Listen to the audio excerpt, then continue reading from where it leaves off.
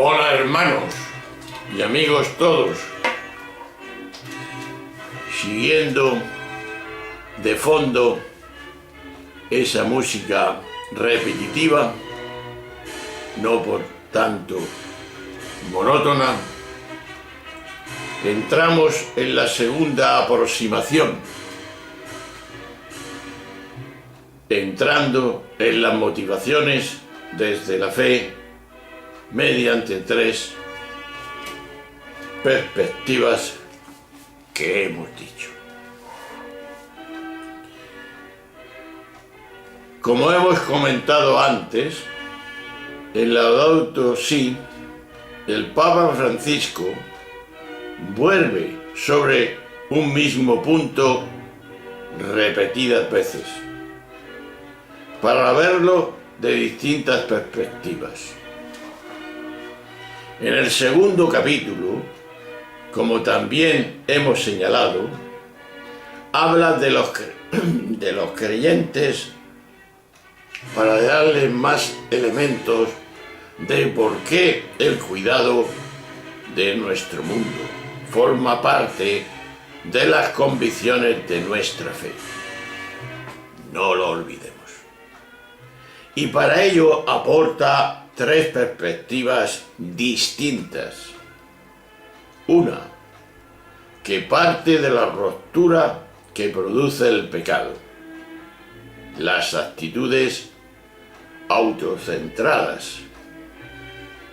Otra, que parte de la visión a la que está llamado nuestro mundo, creado por Dios.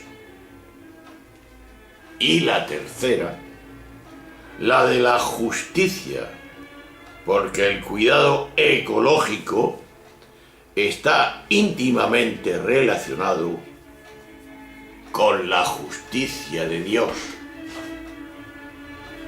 lo que Jesús vino a traer, parte de ello, el reino de Dios, que siempre lo concretamos para simplificar el amor y la justicia. Pues bien, seguimos. La primera perspectiva de la ruptura. Nos vamos a centrar en la escena del Génesis, en el capítulo 3.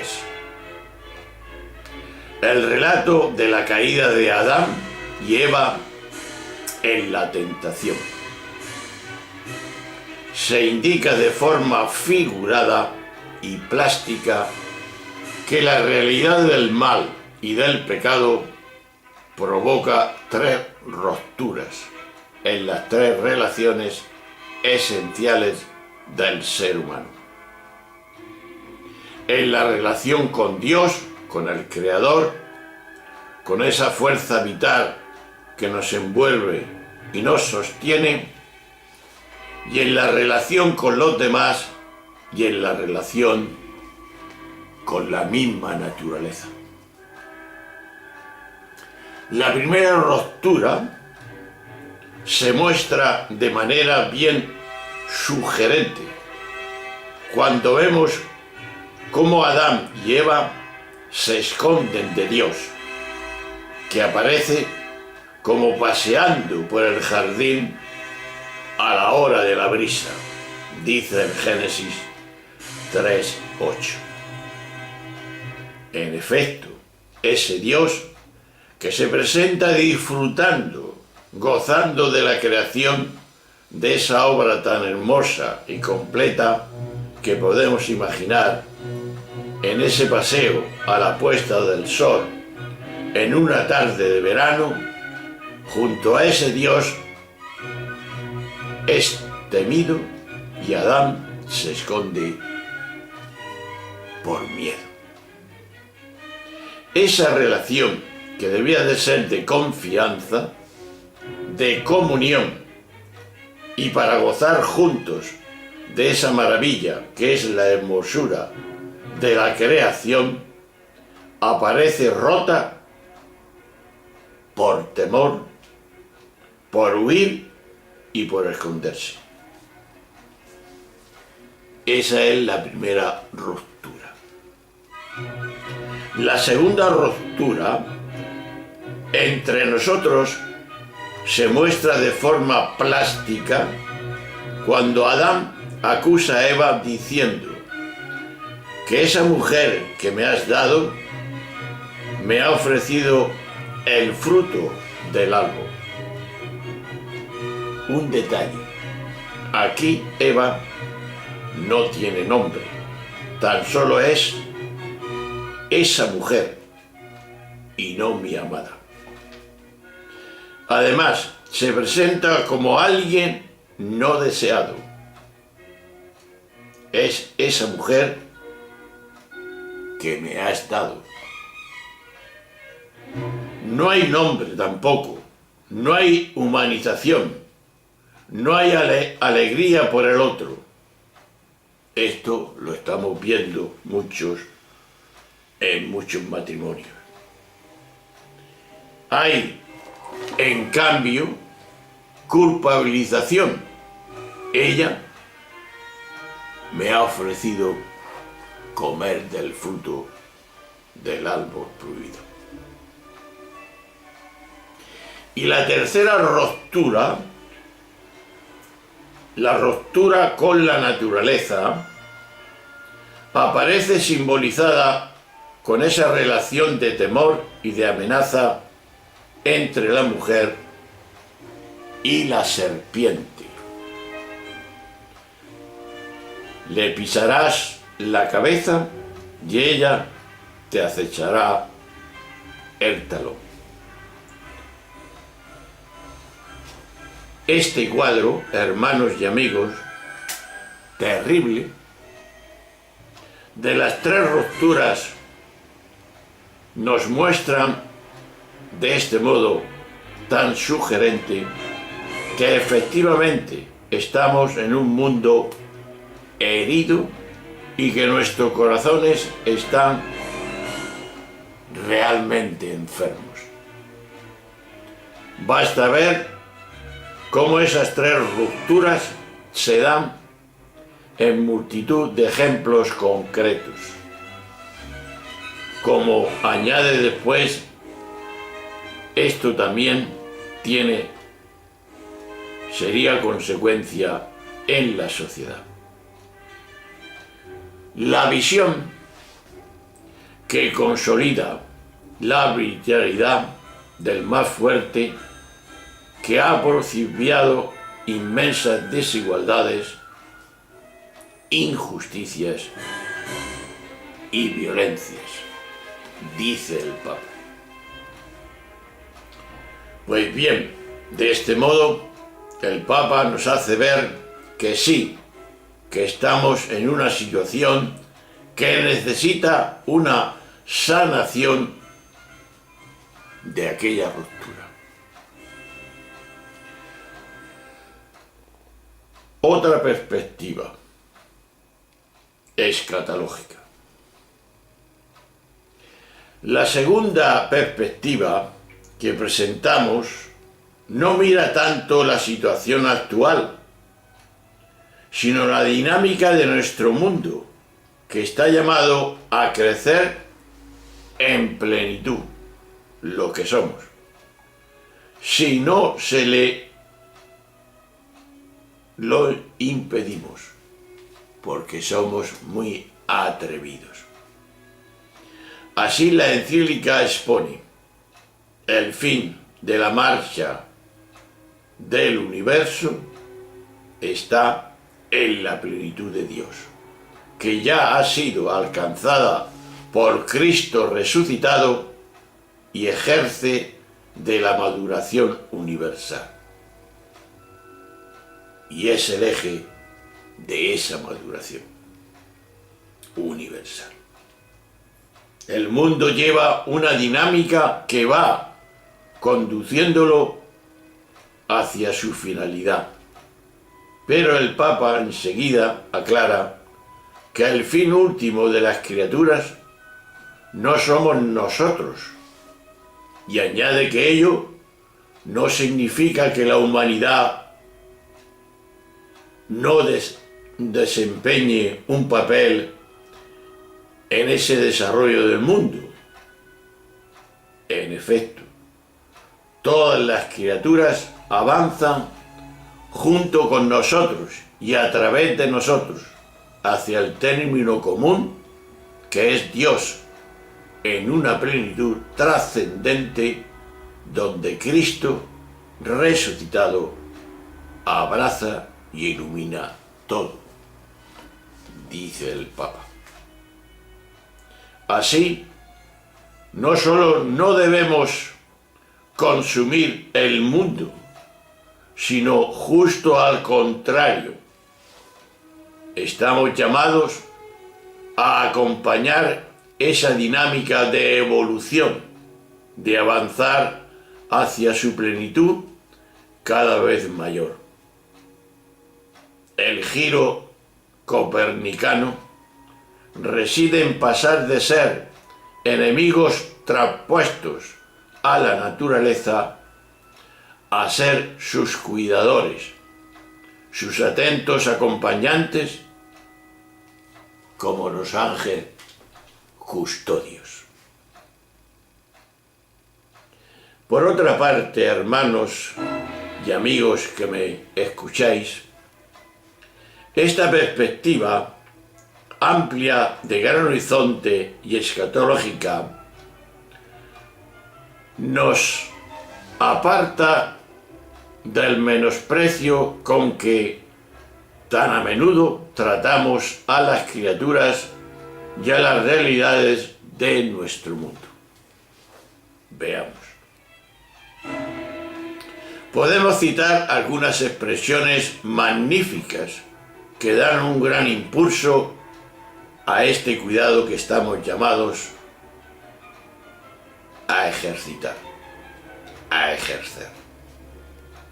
Primero, cada criatura tiene una función y ninguna es superflua. Y sigue el Papa. Todo el universo material es un lenguaje del amor de Dios, desde su desmesurado cariño a cada uno de nosotros, porque nos quiere muchísimo. Y añade un ejemplo. El suelo, el agua, las montañas, todo es, dice el Papa, caricia de Dios. Una afirmación, una exclamación. Cuán diferente trataríamos a los bosques, a los animales, a los ríos, al aire y a los espacios urbanos si tuviéramos presente esta visión que hemos visto o escuchado. Y para acabar de darnos el empuje necesario para ese cambio, nos presenta esa conversión mediante dos magníficas imágenes que provienen de la mejor tradición cristiana. ¿De dónde? La del libro y la del coro. En efecto, Dios ha escrito un libro precioso, cuyas letras son la multitud de criaturas presentes en el universo. Y estas letras son todas igualmente importantes, desde las grandes, las mayúsculas, hasta las tildes y comas, las más pequeñas. Ninguna criatura queda fuera de esta manifestación de Dios. Las coge todas. Desde los panoramas más amplios a la forma de vida más íntima, la naturaleza es un continuo manantial de maravillas y de temor. Esta imagen nos recuerda todo tiene su importancia y también otro aspecto, que por espacio no podemos desarrollar más. No solo son importantes las criaturas en sí, sino las relaciones que se establecen entre ellas. De ahí necesitamos captar la variedad de las cosas en sus múltiples relaciones, dice el Papa, porque las letras no expresan si no es estando en relación, y el mundo parece un mundo si olvidamos esas relaciones sutiles que se dan y deben darse entre todos. Por eso la imagen del himno que cantan las criaturas se parece ya en la tradición bíblica en algunos salmos y otros textos, dice el Papa. Es también vigorosa en todos estos textos, como este. Percibir en cada criatura cantando el himno de su existencia es vivir gozosamente en el amor de Dios y en la esperanza. Pero, hermanos y amigos, para percibir esto hay que afirmar el oído.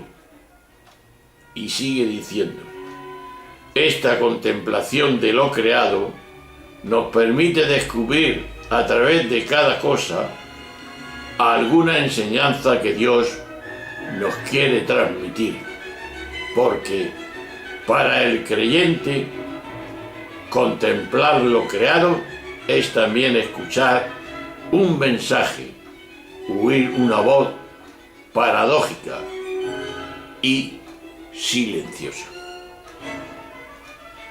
Pues yo a esto le llamo chapó, porque es verdaderamente impresionante. Y terminamos esta actitud, la perspectiva de justicia. Veamos. Más adelante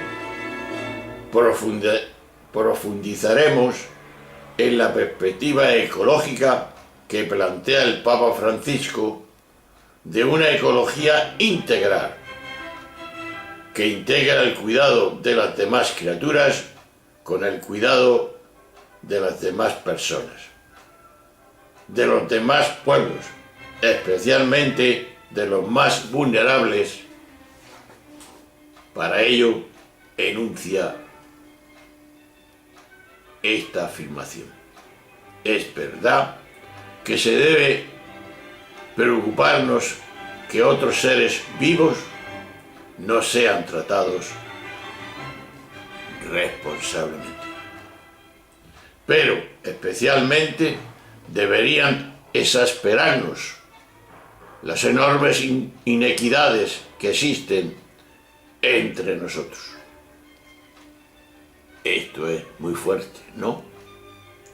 Desigualdades que especifican más, recordando que algunos se arrastran en una degradante miseria sin posibilidades reales de superación, mientras otros ni siquiera saben qué hacer con lo que poseen, ostentan vanidosamente una supuesta superioridad y dejan tras de sí un nivel de desperdicio que sería imposible generalizar sin destrozar el planeta. Pues bien, hermanos, aquí vamos a terminar por el tiempo y seguiremos viendo el objetivo cuál es. Y el objetivo es cambiar maneras de ver, cambiar de percibir la realidad y de ponderar las cosas y de actuar tanto a nivel individual como colectivo. Es lo que hablaremos, Dios mediante, en otra observación. Un saludo, un abrazo, hasta la próxima. Adiós.